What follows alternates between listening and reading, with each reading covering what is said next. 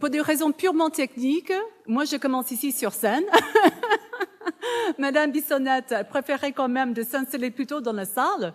Mais bon, comme j'ai dit, il n'y avait pas assez de micros portatifs, alors moi je suis ici, c'est pas parce que je suis plus importante, pas du tout. Donc, moi je m'appelle Jane Custis, my name is Jane Custis, I'm the academic convener for Congress 2014. En tant que responsable universitaire du Congrès 2014, Frontières sans limite, il me fait très grand plaisir de vous souhaiter la bienvenue ici à Brock. J'espère que vous trouvez le temps d'explorer non seulement les frontières sans limite de vos recherches, mais aussi, bien sûr, d'aller plus loin que les frontières de notre campus et d'explorer notre belle région.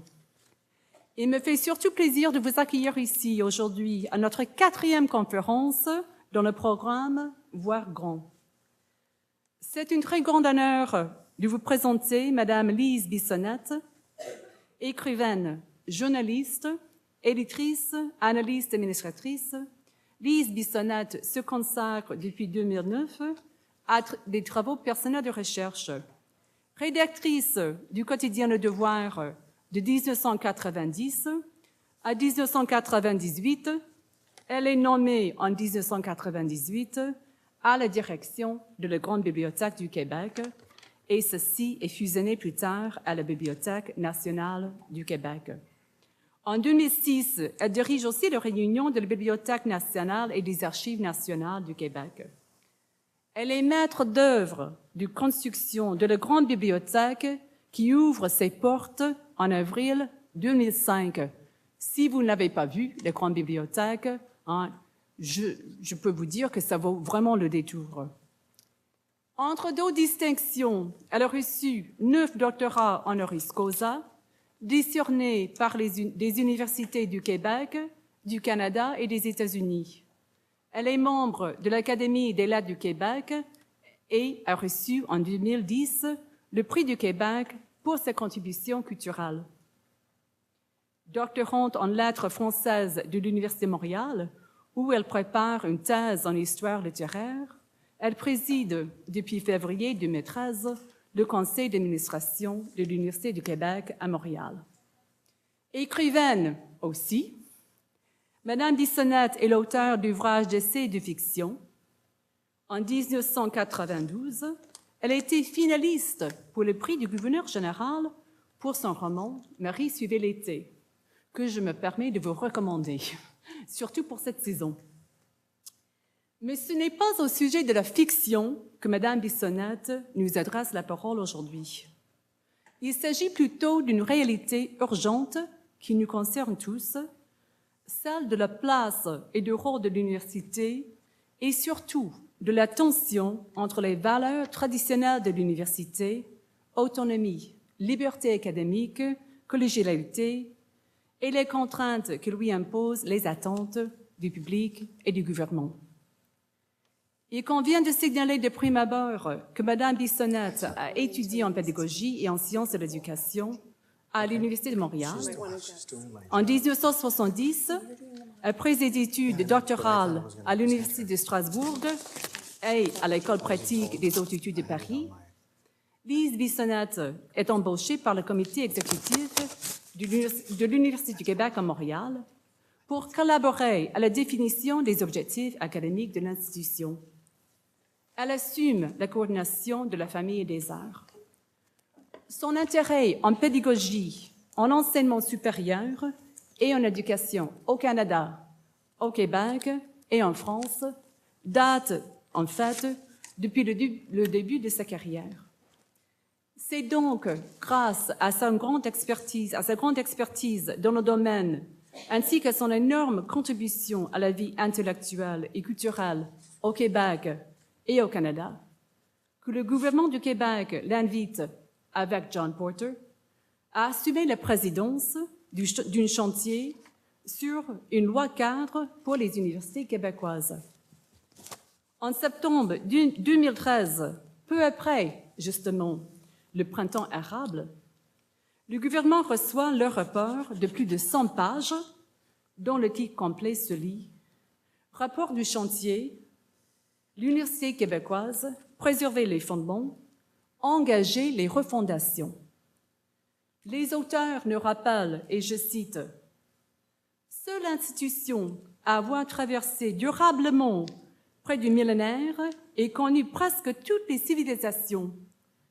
Elle a réussi à survivre et à vivre, non seulement en raison de ses fonctions d'enseignement et de recherche, mais surtout en raison du message intangible qu'elle incarne. » C'est avec le plus grand plaisir que j'invite Madame Bissonnette à nous adresser la parole au sujet de la servitude et la grandeur de cette institution, à la fois durable et vénérable, mais aussi de nos jours peut-être vulnérable. Il s'agit non seulement de voir grand, mais aussi, bien sûr, de voir loin. Sa conférence s'intitule « Servitude et grandeur universitaire ».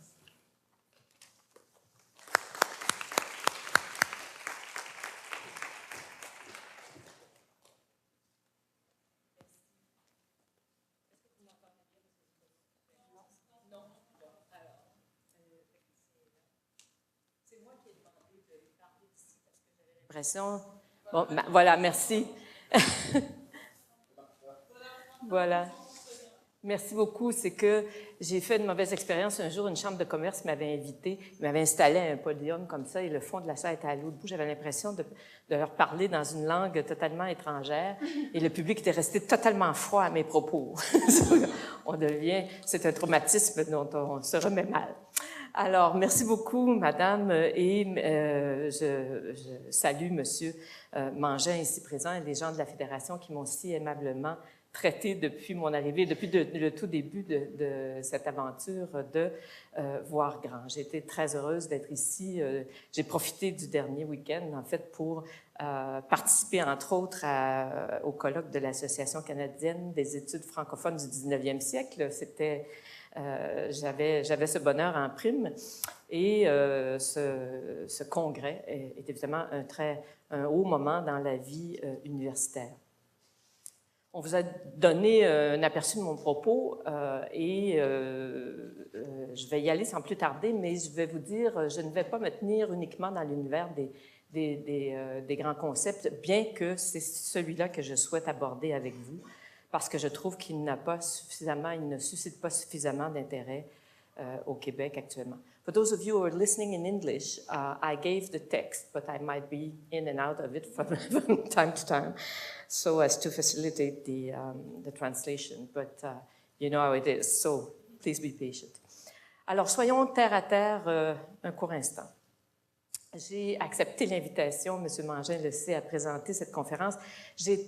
En octobre dernier, j'étais alors en immersion totale dans l'histoire culturelle et littéraire du 19e siècle. Je m'étais remise à ma thèse et j'étais donc plongée là-dedans et loin, je commençais à m'éloigner du problème des universités. Et je me disais, ne nous pressons pas, j'écrirai ça avant d'y aller au mois de mai, donc j'avais commencé déjà à l'oublier quand on m'a demandé naturellement de fournir un titre et un sommaire de mes propos.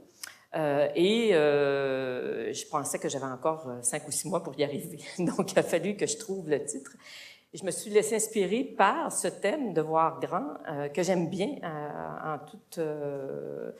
quel que soit le domaine.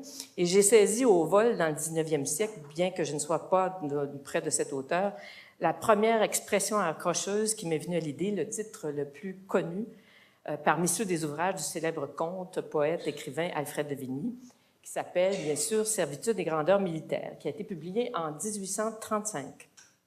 Instinctivement, il m'a semblé que je pourrais attribuer à l'université le dilemme que Vigny avait imputé à l'armée. J'ai substitué le terme universitaire à celui de militaire en espérant que mon intuition tienne la route au moment où je me mettrai à l'ouvrage, et vous comprendrez que c'était tout récemment, il y a moins d'1 mois. Alors, la paresse a été récompensée. J'ai relu Vigny avec beaucoup de plaisir.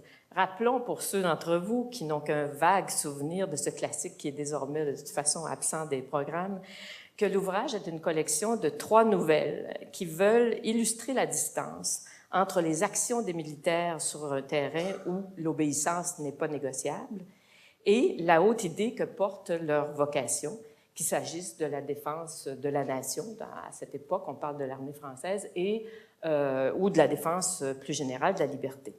Il arrivait, comme le montrent les situations romanesques, que l'exécution des ordres, par exemple, la première nouvelle de Vigny, c'est « fusiller un ami », que cette exécution des ordres entre en contradiction avec la noblesse des missions militaires et que s'en suivent des déchirements personnels avec lesquels on fait des très bons romans. Mais c'est en lisant son avant-propos que j'ai été rétrospectivement très heureuse de lui avoir emprunté mon titre. Vous êtes tous des universitaires dans un rôle ou l'autre. Alors, je reviendrai dans quelques instants au propos principal de Vigny, mais on admettra qu'il touche d'emblée une des cordes sensibles, de nos cordes sensibles, lorsqu'il écrit dès le deuxième paragraphe que les militaires sont, et je le cite, une race d'hommes toujours dédaignés ou honorés outre mesure selon que les nations la trouvent utile ou nécessaire. Alors, faisons notre transposition. Si on peut dire l'université est une race d'hommes et de femmes, dirait-on aujourd'hui, bien sûr, toujours dédaignés ou honorés, selon que les nations la trouvent utile ou nécessaire. Ou encore, dit-il, l'armée moderne est devenue, et je cite encore, un corps séparé du grand corps de la nation, qui se demande sans cesse si elle est esclave ou reine de l'État, et qui cherche partout son âme et qui ne la trouve pas. Tout ça, ça résonne à nos oreilles, hein, c'est notre expérience. S'il y a une expérience commune à la plupart des universités et des universitaires d'aujourd'hui, c'est bien celle d'un ballottement au sein d'une société qui les vilipende un jour et qui les exalte le lendemain, tout en ne sachant plus trop bien si l'institution a encore une âme et si oui, où cette âme pourrait bien s'incarner. Alors, à la différence des questions posées par Vigny qui ont fait grand bruit à leur époque, il faut rappeler, il est vrai que le discours contemporain sur les universités aborde rarement, beaucoup trop rarement, les interrogations existentielles, tant nous sommes absorbés par les tâches innombrables que nous confie aujourd'hui la cité. J'ai toutefois eu le bonheur et le privilège, depuis quelque temps, de plonger dans ce type de réflexion qui semble, à prime abord, surannée. Alors, vous me permettrez d'exposer assez brièvement. J'ai fait une opération narcissique, mais je trouvais que mes expériences des derniers mois, des dernières années coïncidaient pour parler de ce sujet et je vais quand même passer par là pour y aller concrètement. Les circonstances qui m'ont amené là sont de 3 ordres, qui m'ont amené à réfléchir assez profondément à ces questions. D'une part, en 2009, comme on vous l'a dit, quelques mois après que j'ai pris ma retraite de Bibliothèque et Archives nationales du Québec, j'ai décidé d'en finir avec la culpabilité qui me hantait depuis des années. Je n'ai cessé de traîner cette culpabilité et j'ai décidé de m'engager avec le ferme espoir d'en voir le terme. Pour ceux qui ne le savent pas, la soutenance est prévue en novembre cette année. Donc, je suis doctorante. Et j'ai donc commencé, en fait, au début de 2010. J'avais entrepris en 1968 en France un doctorat en sciences de l'éducation que j'avais abandonné en cours de rédaction de thèse au moment où je suis devenue journaliste au Devoir. Cette fois, j'ai demandé et obtenu une inscription en études littéraires à l'Université de Montréal. Alors donc, la soutenance est prévue pour la fin de 2014 et la thèse est liée à l'histoire culturelle et littéraire du 19e siècle. Je vous confie mon sujet, c'est vraiment très exotique. À travers l'artiste multidisciplinaire qu'a été Maurice Sand, un artiste méconnu, fils d'une mère célèbre, George Sand. Et je me suis donc retrouvée, à l'âge où le gouvernement fédéral commence à vous entretenir de votre droit aux prestations de la vieillesse, de la sécurité de la vieillesse, à suivre des cours et à participer à des séminaires en compagnie de doctorants dont aucun n'avait atteint la moitié de mon âge. Je ne suis pas ici pour épiloguer sur cette extraordinaire expérience qui fut l'une des meilleures décisions de ma vie. Je veux simplement proposer une observation pertinente au thème de notre rencontre.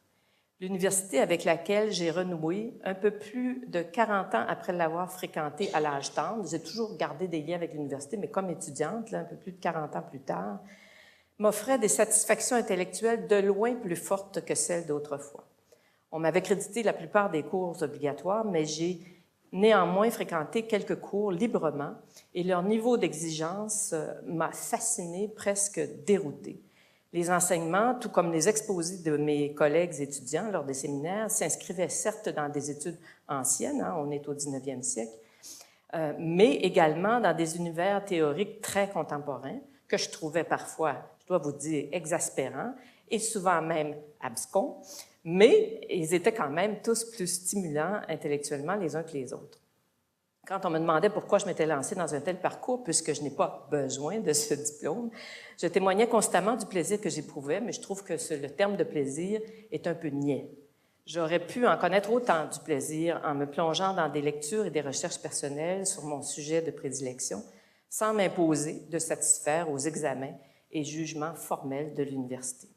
Ce qui importe ici, pour notre propos, c'est le cadre dans lequel je me suis inscrite. Je découvrais ou redécouvrais que l'université, malgré toutes les tâches que le milieu économique lui assigne aujourd'hui et qui sont pratiquement les seules à attirer l'attention publique, l'université propose toujours, et mieux que jamais, des apprentissages qui échappent à tous les calculs de rentabilité des fonds publics qu'on y investit.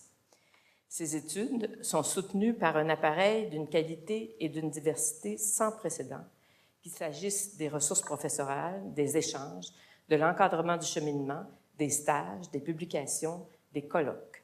Alors, lorsqu'on évoque la liberté en contexte universitaire, c'est presque toujours sous l'angle classique de la liberté académique, et c'est important, j'y reviendrai, c'est-à-dire de la résistance à la censure, aux pressions politiques, aux influences économiques. Mais c'est rarement pour mettre en lumière en soi l'espace, le lieu de liberté qu'occupe l'institution au sein de nos sociétés. Pour vous, il est possible que tout cela retombe sous le sens, que je remue des poncifs actuellement, que je m'émeuve de choses qui vont de soi.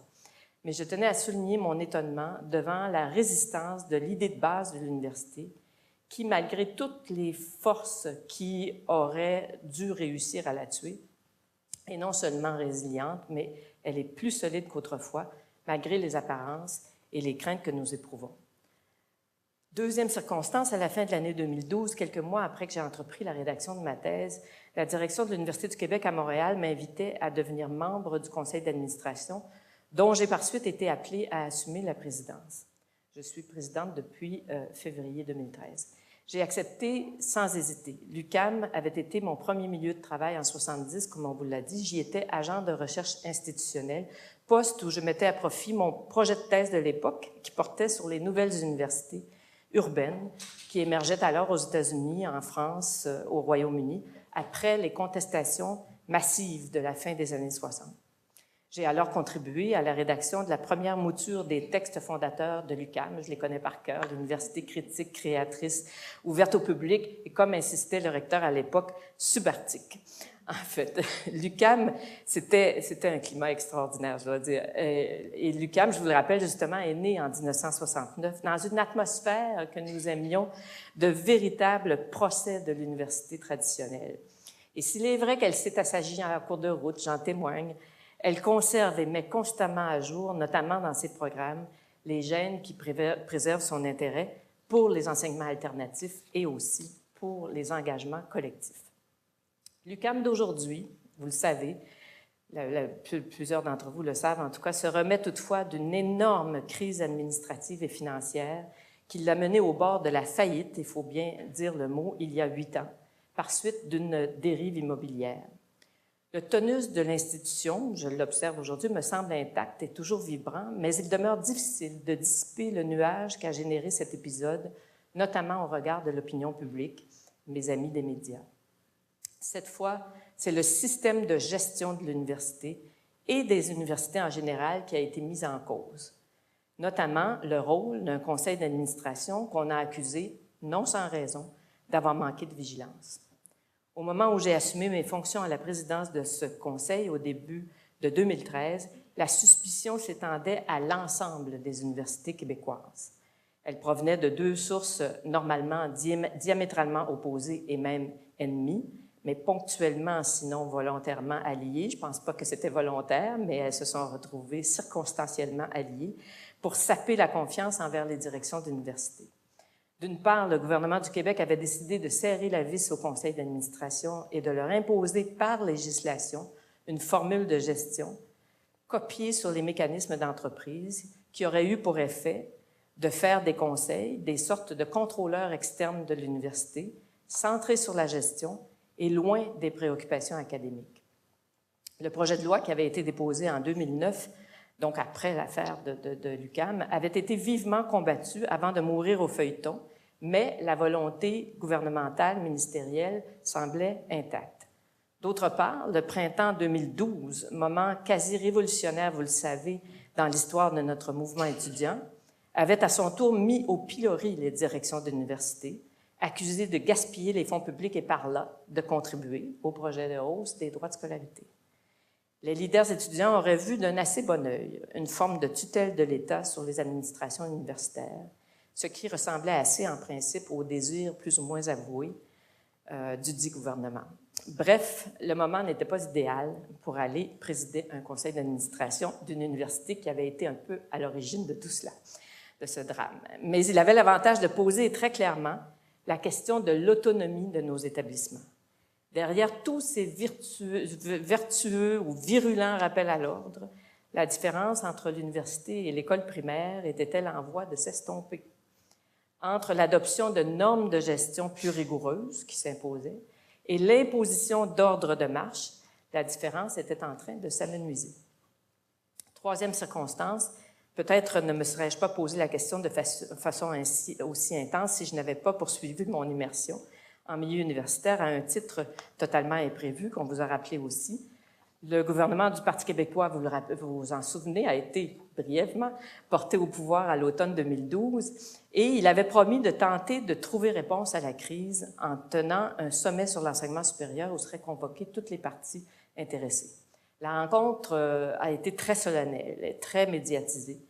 Elle a eu lieu en février 2013 et les débats ont été tendus, mais suffisamment chorégraphiés et planifiés, c'est toujours le cas dans les sommets, il faut les chorégraphier, pour se terminer sur un consensus minimal, celui de la création de grands chantiers de travail autour des questions les plus débattues au cours des mois précédents.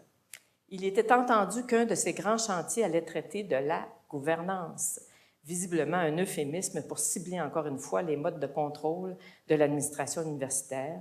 Le terme « reddition de comptes » était toujours attaché à la gouvernance dans les définitions. Et il faisait recette autant auprès des étudiants que des syndicats et des élus de tous les partis. Le gouvernement voulait confier ce chantier à 2 coprésidents, l'un issu des universités dites à charte, qui relèvent de lois privées, ce sont les universités plus anciennes au Québec, et l'autre des universités dites publiques, c'est-à-dire appartenant au réseau plus récent de l'Université du Québec, créé par l'Assemblée nationale en 1969. C'est ainsi que mon collègue John R. Porter, président du conseil de l'Université Laval, et moi, nous sommes retrouvés à la tête de ce chantier.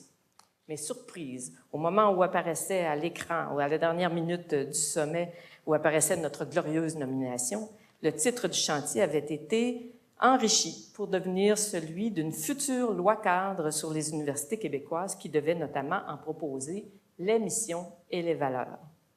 Heureusement que nous étions tous deux d'anciens dirigeants de grandes institutions culturelles. Moi, de Bibliothèque et Archives nationales du Québec, bien sûr, et John Porter est l'ancien directeur général du Musée national des beaux-arts du Québec et toujours président de sa fondation, en plus d'avoir été professeur d'histoire de l'art à l'Université Laval. Alors, rien de ce qui ressemblait à un travail de poésie ne pouvait nous désarçonner. Au contraire, nous étions ravis. Le parcours des mois suivants a été une véritable œuvre de défrichage d'un terrain pourtant cultivé depuis toujours. Et il a été certes une tâche intensive, mais surtout un privilège. Ne craignez rien, je n'entends pas vous résumer notre rapport, il est en ligne pour ceux que ça intéresse. Il a été remis au gouvernement en septembre dernier et nous ignorons son sort à ce jour. C'est le sort aussi des gens qui acceptent de présider des choses semblables. C'est très, très rare, évidemment, qu'un rapport est adopté aussi facilement. Alors, donc, on ignore. Je tenterai plutôt de partager avec vous une forme d'aventure intellectuelle que je considère rarissime dans l'étude des politiques publiques.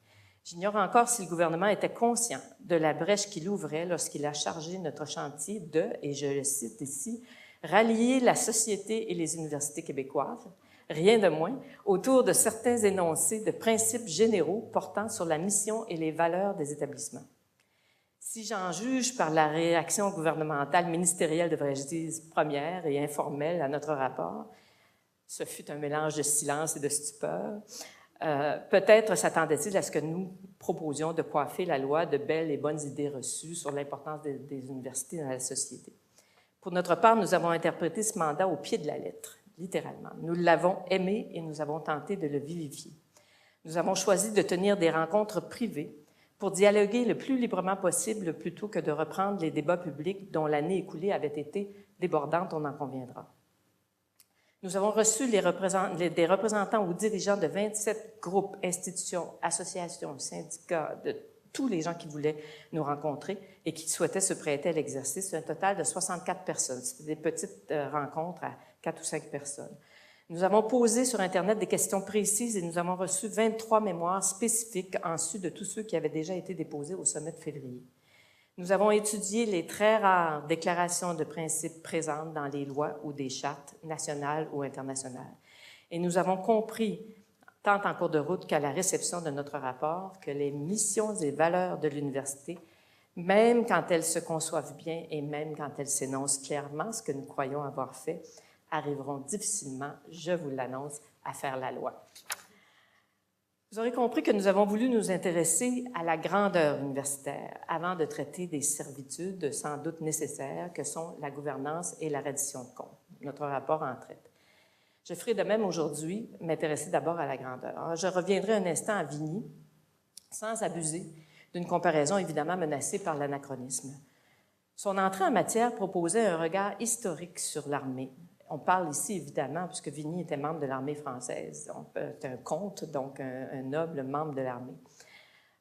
Et ce n'est pas n'importe quelle armée, mais quand même une des plus connues, une des plus fortes, évidemment, au 19e siècle. Du Moyen Âge jusqu'au règne de Louis XIV, selon lui, l'armée faisait corps avec la nation car ses chefs se confondaient avec la noblesse. L'armée partageait avec les nobles, les aristocrates, une influence transcendante sur la conscience des citoyens.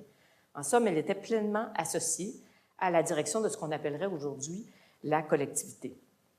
Il en fut autrement à partir du moment où Louvois, qui fut ministre de la guerre sous Louis XIV, a entrepris de réformer profondément l'armée en spécialisant ses différents corps professionnels, en ouvrant le commandement aux roturiers, en accordant plus d'importance au service, et je cite ici, au service qu'aux aïeux, c'est une citation de Voltaire qui analyse aussi la chose dans son ouvrage « Le siècle de Louis XIV ». Donc là, on cesse de ne regarder que les élites et on passe vers le service et l'ouverture. Alors, vous me voyez venir. Lui-même noble, Vigny ne va pas jusqu'à condamner le virage imposé par Louvois, mais on sent bien qu'il s'inquiète de la perte d'identité de l'armée. Elle est passée, dit-il, sous le commandement du pouvoir souverain et a cessé de détenir ce pouvoir en partage. Le danger, selon lui, est qu'elle soit devenue une sorte de gendarmerie qui se demande sans cesse si elle est esclave aux rênes de l'État. Un siècle et demi après la constitution de cette armée moderne, donc lui, il parle en 1835, il posait alors une question que nous, universitaires, pourrions formuler aujourd'hui avec lui. Jusqu'à quel rang sera laissée libre l'intelligence et avec elle l'exercice de la conscience et de la justice? Je rappelle, jusqu'à quel rang sera laissée libre l'intelligence et avec elle l'exercice de la conscience et de la justice? Autrement dit, la transformation massive d'une institution d'élite plus ou moins efficiente en large service public fortement organisé, spécialisé, performant, ouvert à tous, signifie-t-elle une déperdition de sa liberté? Le refus d'obéissance, comme on l'appelait à l'époque, marque extrême de la liberté, est-il encore envisageable au sein d'un corps public qui exécute les prescriptions des lois et ne participe plus à leur confection? C'était une des questions qu'il posait. Quid de l'honneur, qui fut la vertu cardinale des militaires? Est-ce un mot toujours célébré, mais devenu vain? Rassurez-vous, il ne répudie pas l'armée qu'il analyse avec autant d'angoisse. Mais il conclut ainsi, « Rien n'est plus digne de l'intérêt et de l'amour de la nation que cette famille sacrifiée qui lui donne quelquefois tant de gloire. » Alors, vous entendez l'université, « Rien n'est plus digne de l'intérêt et de l'amour de la nation que cette famille sacrifiée qui lui donne quelquefois tant de gloire. » Le terme « quelquefois » dans cette dernière phrase est important et nous renvoie à nos dilemmes contemporains. Un peu plus tôt, j'ai évoqué mon bonheur d'avoir retrouvé, en revenant comme étudiante à l'université, un lieu où non seulement la liberté intellectuelle est toujours présente, mais où elle est soutenue mieux que jamais par une infrastructure matérielle, financière, institutionnelle, dont nous nous plaignons constamment, mais dont la vitalité et l'importance, il faut le reconnaître, sont sans précédent. J'ai toutefois assez analysé l'évolution globale des programmes universitaires pour me méfier des illusions d'optique. J'ai dit que c'était quelquefois. Je suis doctorante en littérature. S'il est un domaine d'études où ni l'État ni les forces économiques n'ont envie de se mêler des parcours de formation, c'est bien celui-là qui partage son sort avec quelques autres villages gaulois qui sont libres et glorieux, comme la philosophie ou les arts plastiques. Ce qui étonne, c'est justement que ces domaines d'études existent encore et aient pu prospérer à même les fonds publics sans qu'on les remette en question au fur et à mesure de la transformation de l'université en cheville des économies modernes. Aucune autre institution que l'université au sein de nos sociétés n'a ainsi été préservée. Quand on a envie de se plaindre, il faut se rappeler de ça. Même les plus grands établissements culturels, je pense par exemple aux musées nationaux, ont été invités à se normaliser, c'est-à-dire à mourir de faim ou à aller se faire financer ailleurs auprès de mécènes ou de commanditaires qui auront plus ou moins de générosité dans leur conception de ce que c'est que la liberté artistique. Il doit bien y avoir dans notre enseignement supérieur, qui est devenu un énorme système, une justification d'être qui échappe aux calculs qui gouvernent aujourd'hui l'ensemble des interventions des États. Comme l'armée, l'université peut à bon droit réclamer d'être reconnue comme une institution unique, à nul autre pareil, fondée sur des valeurs qui doivent traverser le temps et continuer à être respectées et à être promues. Ce que mon collègue coprésident et moi avons tenté de faire, sans doute de façon imparfaite, c'est de reformuler la justification d'être, la spécificité de l'institution universitaire dont il nous semblait qu'elle devait désormais être reconnue par la loi, un peu à la façon d'une charte qui affirme l'existence de principes fondamentaux et les préserve contre les dérives. Les débats des mois précédents, toute l'année 2012 en fait, avaient mis en lumière, tant chez les autorités de tutelle que chez les étudiants, le flou qui entoure désormais l'idée d'université. Cette confusion n'a rien d'étonnant. Elle résulte d'une mutation aussi considérable, sinon plus, que celle qu'exposait Vigny à propos de l'armée qui avait rompu au XVIIe siècle avec près de 500 ans d'une tradition aristocratique fermée sur elle-même. On peut dire de l'université que du Moyen Âge jusqu'au milieu du XXe siècle, elle avait, elle aussi, été une structure fermée, ayant partie liée avec la noblesse et les classes dirigeantes des nations auxquelles elle fournissait une reproduction des élites. On reconnaît ici, elle dit, je suis une fan de Pierre Bourdieu, et sa théorie sur la reproduction des classes par l'école a toujours été fondamentale pour moi. L'université a fortiori. L'ouverture massive à d'autres classes de la population, sous le voie, on nous dit, des roturiers, date à peine de 50 ans au Québec, et c'est vrai aussi, je pense, dans la plupart de nos sociétés. Et là, j'irai avec quelques chiffres, ce seront les seuls, ils sont tirés de notre rapport. En 1961, on a voulu comparer une cinquantaine d'années, donc on a pris 61 et 2011. En 1961, on avait 8 établissements universitaires au Québec. En 2011, on en retrouve 18. En 61, les établissements décernaient moins de 8 000 diplômes annuellement. En 2011, ils en ont décerné près de 72 000. En 1961, les budgets universitaires, ça va vous amuser, étaient globalement de 96 millions pour l'ensemble du Québec. En 2011, ils étaient de 6,4 milliards. En 1961, les universités québécoises recevaient un peu plus de 48 000 étudiants. En 2011, elles en recevaient 223 500. Et là, je vous mets en garde, mais vous connaissez le jargon, ce sont des ETP. Donc, ça amalgame les étudiants en temps partiel. Donc, en tête de pipe, comme on dit entre nous, c'est près d'un demi-million de personnes qui sont maintenant, d'une façon ou d'une autre, étudiants à l'université.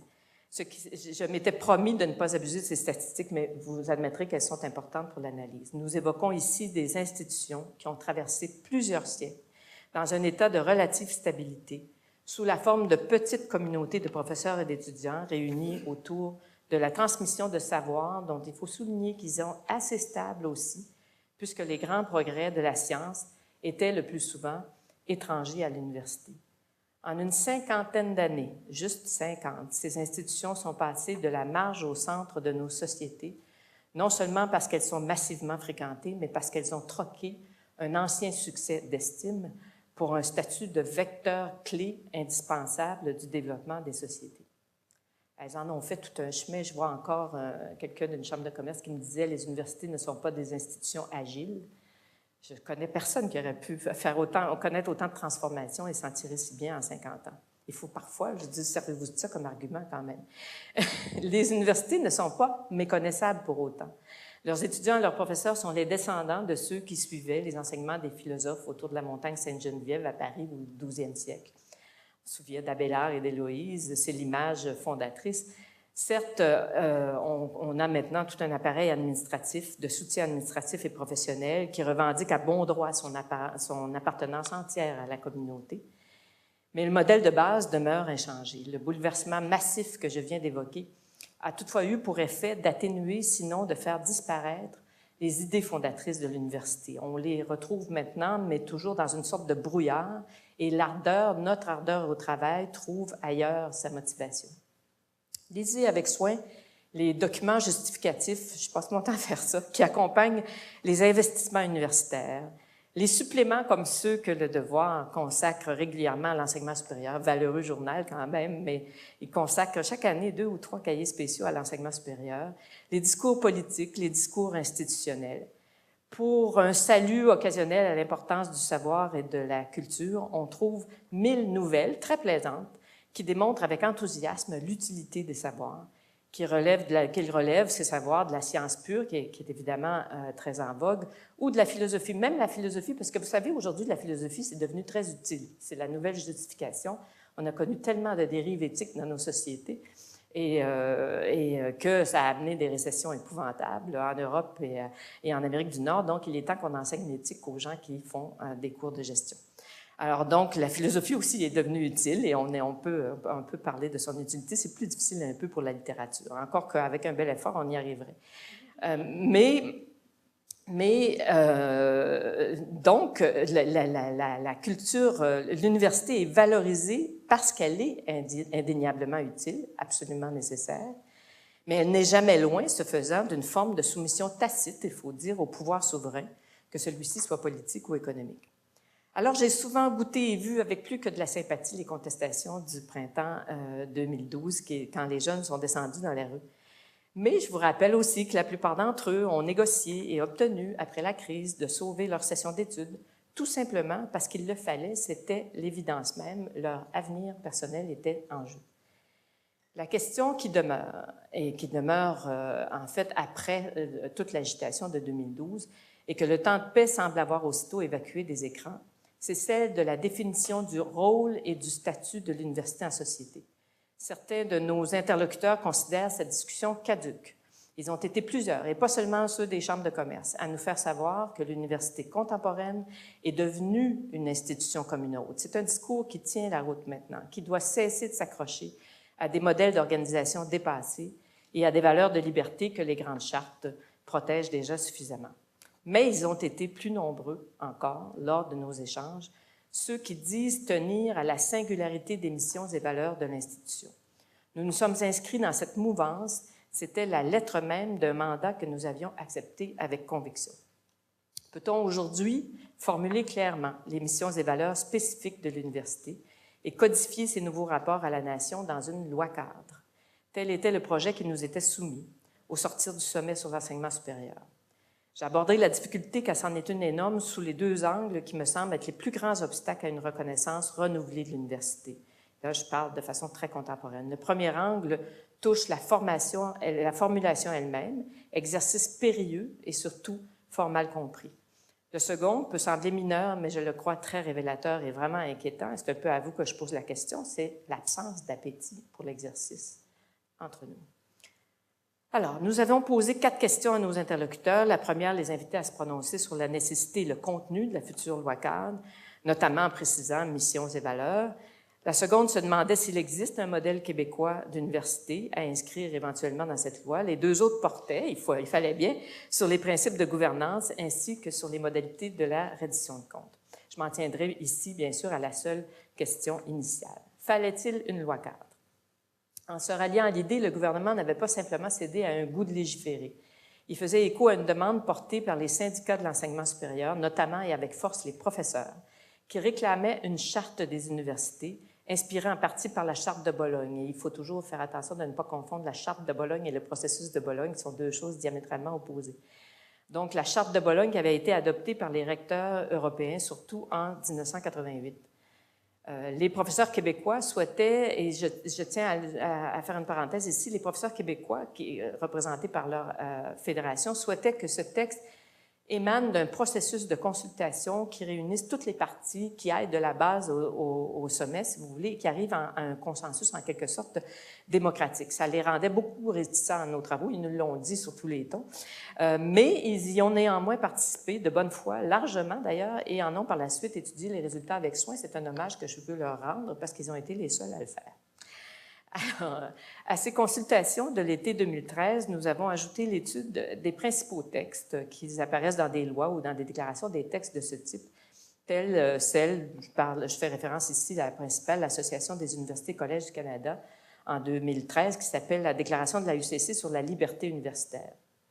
Curieusement, la question des missions et des valeurs semblait réglée d'avance, tant les réponses se ressemblaient, d'où qu'elles viennent sur notre échiquier. La mission de l'université, disait-on, partout est triple: l'enseignement, la recherche, le service de la collectivité. Jusqu'à ce qu'une syndicaliste d'une université régionale nous fasse remarquer, et je lui voue une reconnaissance éternelle, que ce trio dit fort bien les fonctions de l'université, mais strictement rien de sa mission.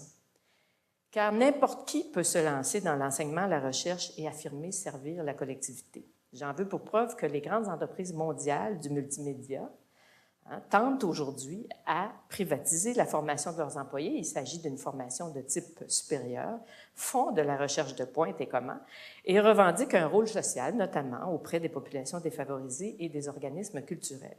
Ce ne sont pourtant pas des universités. Nous avons donc insisté pour circonscrire la mission spécifique des universités. Pourquoi devraient-elles être reconnues comme des sociétés distinctes? Cette question est fondamentale si on veut qu'elle dure. Je vous fais grâce des raisonnements qui ont mené à notre proposition, mais elle s'est imposée assez facilement et je me permets ici de citer notre rapport. Aucun autre lieu au sein de nos sociétés n'a un rapport aussi intégral au savoir, de sa création à sa transmission, en passant par ses usages et ses voies d'accès. Et aucun autre lieu au sein de nos sociétés n'a un rapport aussi libre au savoir, qui n'est pas simplement la clé du développement, comme le veut le poncif, mais l'assise de notre capacité de penser le monde du Moyen Âge à nos jours. La mission de l'université, sa charge particulière, et je nous cite encore, devrait la définir comme fiduciaire des acquis et du développement d'une culture, la création, la transmission, la démocratisation et la critique des usages. Alors, fin de la citation, si on acceptait d'affirmer aussi formellement un rapport aussi libre au savoir et un devoir aussi clair d'y donner accès, les tâches que sont l'enseignement, la recherche et le service de la collectivité s'en trouveraient mieux balisées. L'université pourrait mieux s'appuyer sur un texte constitutif pour préserver l'équilibre entre recherche fondamentale et recherche appliquée, vieux débat qui ne cesse de gagner en acuité. Contrairement à ce qu'on croit, toutefois, et c'était notre avis, en tout cas, nous estimons que l'enseignement est plus menacé que la recherche par l'assujettissement du savoir aux seuls besoins économiques. Le corps professoral et les chercheurs s'inquiètent vivement et constamment des réorientations utilitaires des grands fonds subventionnaires de recherche, mais à notre avis, ce sont les programmes de premier cycle qui se sont partout transformés en une sorte de chaîne de montage de la main-d'œuvre spécialisée où la finalité économique est première. Et nous en voulons pour preuve que les milieux économiques, les gens des milieux économiques que nous avons rencontrés nous ont peu parlé de la recherche, mais beaucoup du premier cycle, en disant qu'ils n'étaient pas assez adaptés à toutes les transformations rapides du marché du travail, que les universités n'étaient pas assez agiles pour transformer leurs programmes. Tous les habitants de l'université contemporaine le savent, plusieurs le déplorent instinctivement que l'enseignement soit qu'on s'intéresse moins à l'enseignement qu'à la recherche, mais les inquiétudes touchant la recherche continuent à tenir le haut du pavé. Alors, les étudiants parlent de marchandisation du savoir. Nous, on croit, alors, à la différence des leaders étudiants, qu'elle est elle est irréversible. On vit dans la société dans laquelle on vit. C'est ça, maintenant, l'économie. Mais nous croyons que l'université et ceux qui l'encadrent ont le devoir de construire et de préserver les équilibres qui empêcheront l'économisme de devenir la valeur phare des études supérieures. S'il fallait se convaincre de l'urgence de poser des balises, on pourrait aller voir du côté du troisième terme du trio de fonctions, celui du service à la collectivité. Une notion un peu moins utilisée, je crois, à l'extérieur du Québec. Mais l'UQAM a été pionnière en la matière en créant un service spécifique et en inscrivant ce service à la collectivité dans la tâche des professeurs autant que de l'institution. Il s'agissait, et je cite, de favoriser une plus grande démocratisation de l'accès au savoir auprès des collectivités qui n'ont pas traditionnellement accès à l'université. Aucun de nos interlocuteurs n'a remis en cause cette fonction relativement nouvelle de l'université, c'est vraiment né dans les années 70. Mais la belle unanimité masque des divergences. Le concept est encore loin d'être consacré. Il n'est pas dans la Charte de Bologne, il n'est pas dans la déclaration de la UCC. Et d'autre part, et en l'absence de définition, il est en danger de basculer vers de nouvelles acceptions qui en déforment le sens originel et tend à recouvrir les divers partenariats que concluent les universités sur commande de groupes ou d'industries pour produire des formations ad hoc ou des bancs d'essais techniques, par exemple.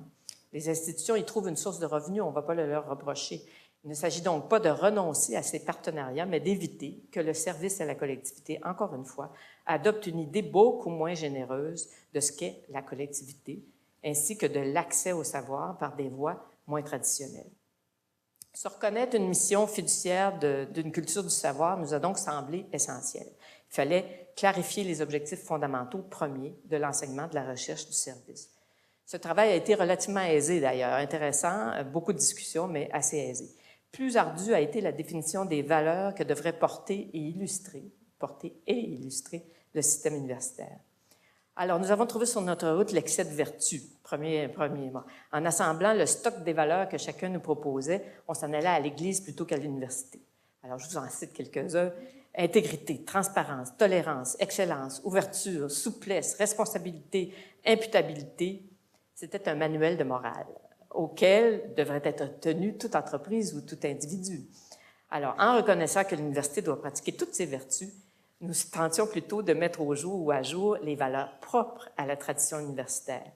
Sans grande surprise, nous nous sommes mis d'accord sur les grandes valeurs que nous avons reçues en héritage. L'autonomie institutionnelle, qui, selon la Charte de Bologne, rend l'université indépendante de tout pouvoir politique, économique et idéologique, suivi de son corollaire, la liberté académique, fondement de l'indépendance des activités d'enseignement et de recherche, qui les préserve de la censure, de l'intimidation, d'influence indue. Nous y avons ajouté la collégialité qui était absente des autres déclarations de Bologne ou de la UCC, mais qu'un large consensus au Québec reconnaît comme la base du processus de décision en milieu universitaire. Tout allait bien sur papier, jusqu'à ce que les échanges portent sur la mise en œuvre de ces principes très forts. L'autonomie institutionnelle, tout le monde dit oui, mais tout le monde nous rappelle qu'elle ne peut plus s'affirmer dans l'absolu et doit composer avec la reddition de comptes dont la nécessité est incontournable. L'État et la collectivité étant désormais en droit de s'attendre à la rigueur au sein des très grandes institutions fortement soutenues par des politiques et des fonds publics. Alors, inscrire ça dans une loi, vous voyez tout de suite la difficulté qui se pose parce que tout le monde a peur que cette idée d'autonomie institutionnelle soit considérée comme étant trop absolue. La liberté académique trouve désormais des détracteurs. J'ai été assez surpris, je dois vous dire. Nous en avons rencontré quelques-uns. Chez ceux qui estiment que les professeurs, notamment, les étudiants aussi, mais c'est surtout le cas des professeurs là, qui est sur la sellette, en abusent hors de leur salle de cours, et peut-être dans leur salle de cours, sait-on jamais, et hors de leur domaine d'expertise pour se joindre dans divers forums aux indignés qui souhaitent le renversement des pouvoirs établis. Donc, on dit que ce n'est pas de la liberté académique, et puis, bon, en fait, vous connaissez ce discours, mais c'est quand même, il était encore dans le Globe and Mail en fin de semaine, en fait. Quant au modèle collégial, la collégialité qui impose l'existence d'instances participatives, il s'accommode bien mal des paramètres de la bonne gouvernance, parce que la bonne gouvernance, maintenant, elle a été définie depuis quelques années par des think tanks internationaux qui se sont penchés, en fait, sur les errances scandaleuses des milieux financiers et qui ont défini qu'est-ce que sont les bonnes pratiques, la bonne gouvernance, et qui voulaient et qui veulent toujours transposer ces principes de la bonne gouvernance comme s'il y avait une chose bonne par opération du Saint-Esprit. On ne sait pas qui a décidé que c'était bon ou mauvais, mais enfin, c'est là et c'est largement reconnu et qui veulent donc l'imposer à l'université.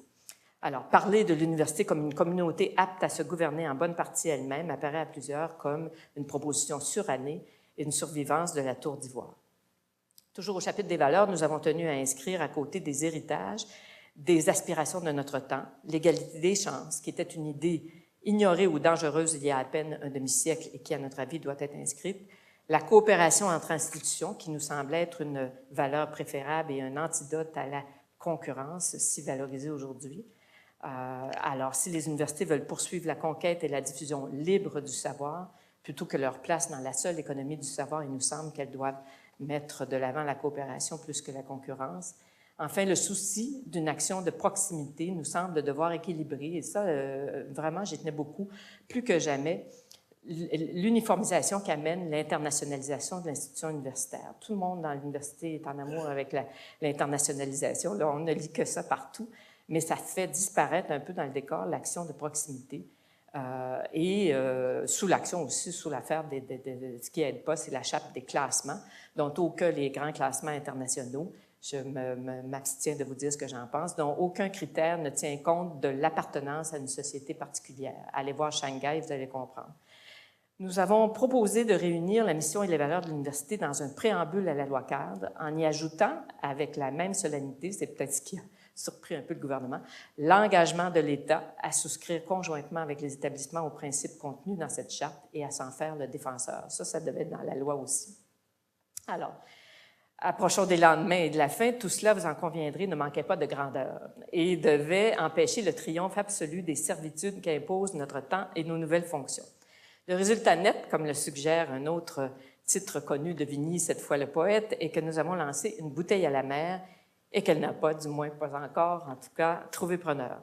Les raisons en apparence sont prosaïques. D'une part, le gouvernement, vous le savez, qui avait créé notre chantier, a connu la défaite électorale moins de 6 mois après la réception de notre rapport. Il n'y a aucun lien.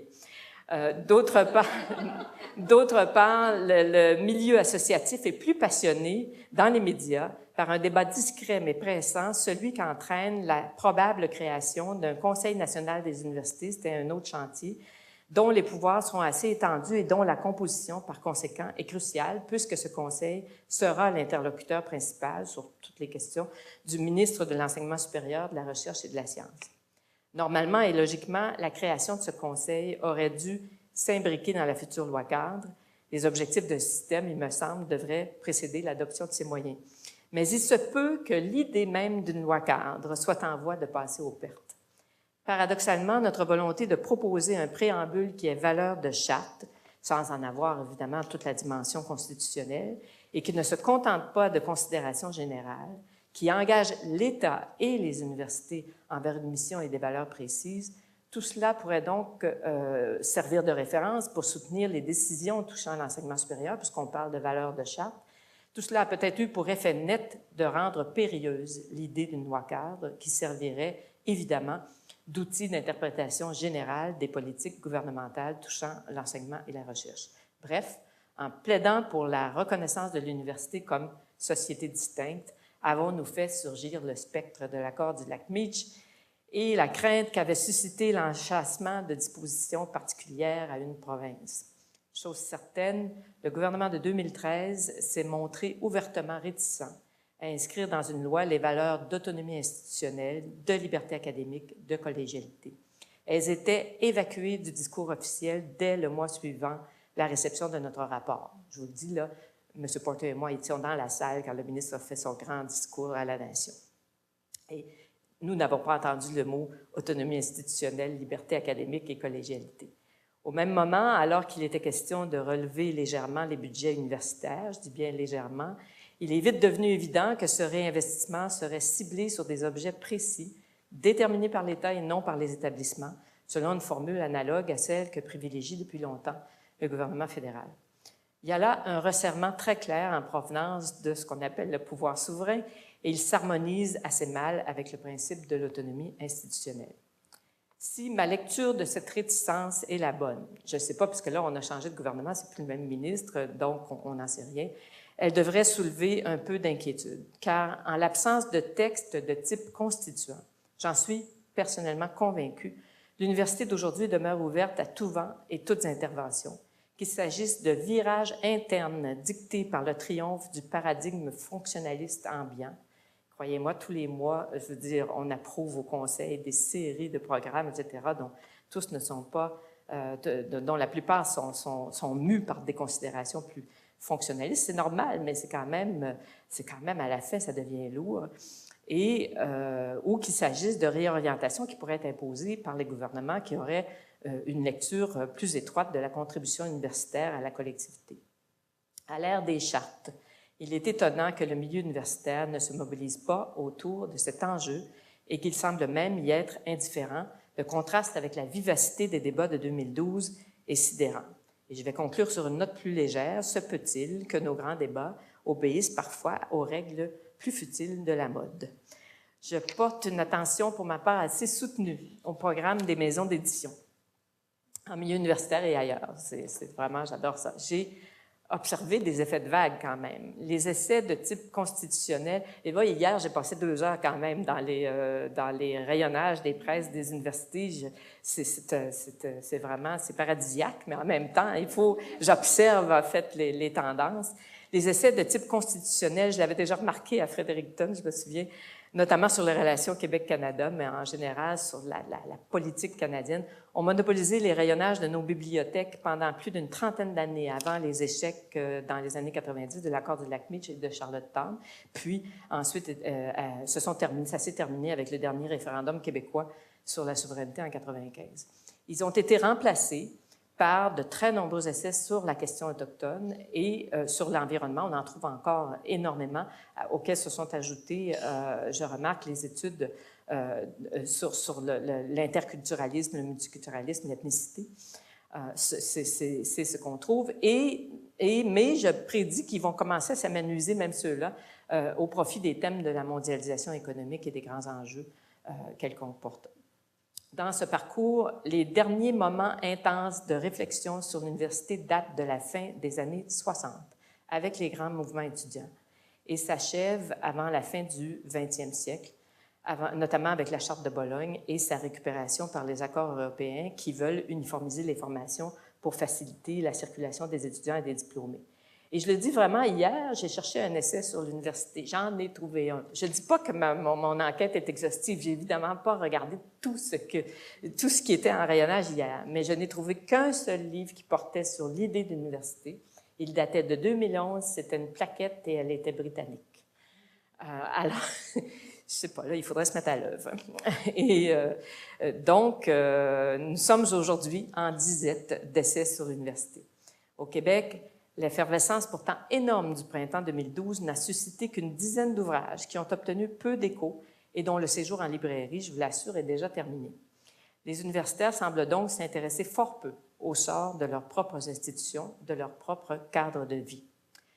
Cela peut signifier qu'ils ne sont pas aussi narcissiques qu'on le croit, ou qu'ils sont peu ou pas inquiets de l'avenir de leur lieu d'appartenance. Et en passant, je ne suis pas fâchée d'être venu faire ce discours au moment où les événements de l'Université de Saskatchewan nous rappellent à quel point ces questions sont fondamentales et j'espère qu'elles vont susciter un peu...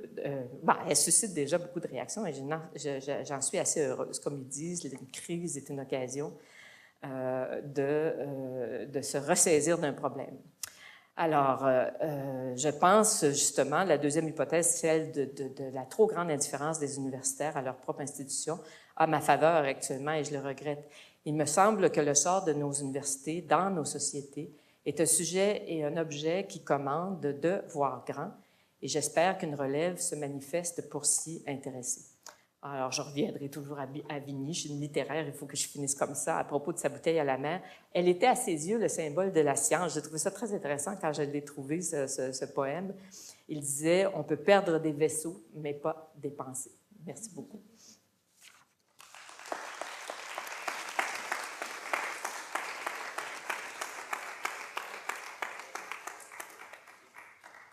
Merci beaucoup, Mme Bissonnette. Mon nom est Fernand Gervais, je suis administrateur enseignement-apprentissage pour la Fédération. Nous ne disposerons pas de suffisamment de temps pour une période de questions, mais je tiens à féliciter. J'ai été... Ah! Non, c'est parfait. Je n'ai même pas regardé ma montre, je m'excuse auprès de... Mais je suis là, si vous voulez partir, et puis ceux qui veulent discuter. Je pensais qu'on avait 10 minutes. Et vos réflexions, effectivement, nous poussent plus loin et nous amènent à voir plus grand. Et on vous remercie pour ça. En conclusion, je tiens à remercier nos commanditaires parce que dans le mode fonctionnaliste aussi, on doit avoir des commanditaires dans des activités comme celle que l'on vient de connaître, entre autres la Fondation canadienne pour l'innovation, le Conseil de recherche en sciences humaines et l'Association des universités et collèges du Canada. J'aimerais aussi remercier notre hôte pour le congrès, Brock University. Et je signale en passant que nos activités Voir grand ont été enregistrées. Alors, si vous voulez les revoir, vous allez à www.congress2014.ca. Puis nous espérons vous revoir à notre prochaine activité, voire grand demain avec David Plotz à 7h45.